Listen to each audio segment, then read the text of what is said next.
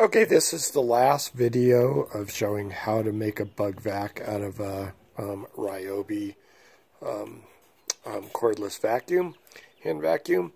And what I'm showing here is the piece of PVC that I fitted onto the opening of the vacuum. In this case, I've used 3 braces to hold the PVC on.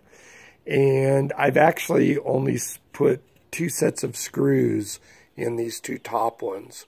I did try some screws in these bottom ones, and the vacuum stopped working. So when I took the screws out, the vacuum worked again. So you don't really need screws to attach onto the vacuum for this lower brace, because all of the weight is pulling down this way.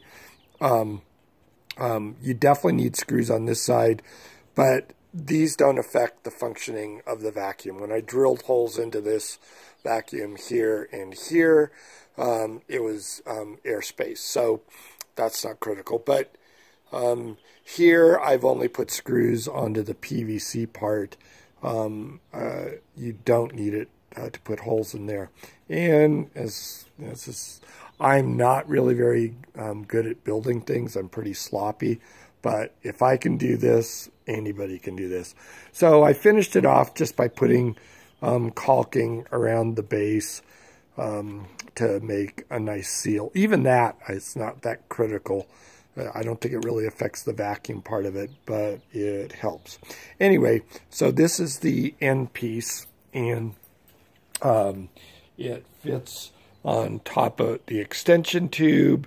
It fits into the PVC, and I typically find just one wrap of duct tape makes the extension tube fit in there fairly nicely.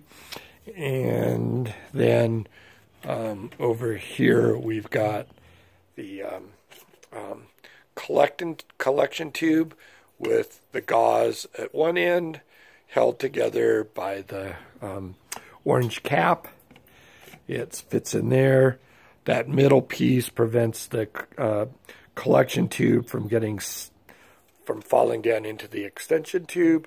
And then I've got my cap at the end to cap the collection tube when you're done collecting. And then this you just throw into a cooler, or sometimes we'll use what we call a kill bag with cyanide that we put it into.